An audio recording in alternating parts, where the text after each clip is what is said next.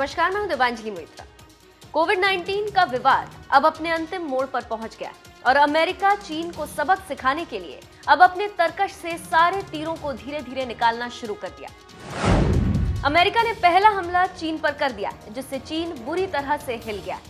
पहले आप Donald Trump को सुनिए। The Chinese government's move against Hong Kong is the latest in a series of measures that are diminishing the city's long-standing and very proud status.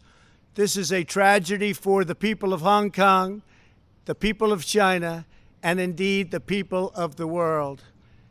China claims it is protecting national security.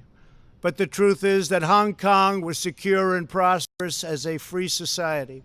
Beijing's decision reverses all of that. It extends the reach of China's invasive state security apparatus into what was formerly a bastion of liberty. China's latest incursion, along with other recent developments that degraded the territory's freedoms, makes clear that Hong Kong is no longer sufficiently autonomous to warrant the special treatment that we have afforded the territory since the handover. China has replaced its promised formula of one country, two systems with one country, one system.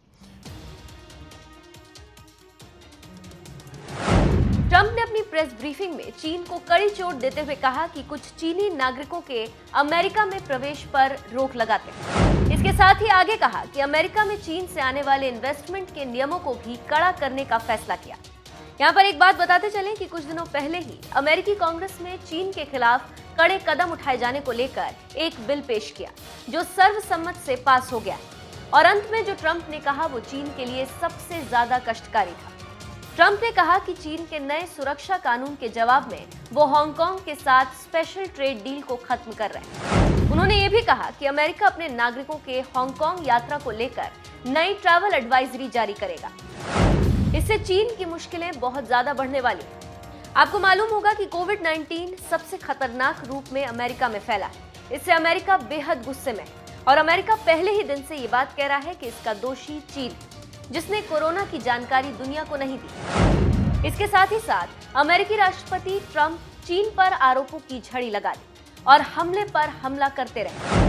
इन्हीं हमलों में Trump ने चीन को घेरते हुए कहा कि इंडो पैसिफिक इलाके में गैरकानूनी रूप से द्वीप का निर्माण कर अपना दावा कर रहा है। ये स्वतंत्र नेविगेशन और अंतर्राष्ट्रीय समुद्री व्यापार के लिए खतरा है। इसके अलावा चीन ने हांगकांग को लेकर भी अपने वादे को तोड़ दिया। तो आप समझ सकते हैं कि अमेरिका चीन को लेकर कितना गुस्से में। अब देखना होगा कि इस बयान और हमलों के बाद चीन इस पर क्या प्रतिक्रिया देता है।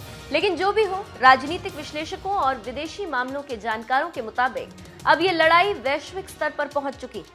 देखना होगा कि ये लड़ाई कहां खत्म होती है। ये तो आने वाले समय में पता चलेगा।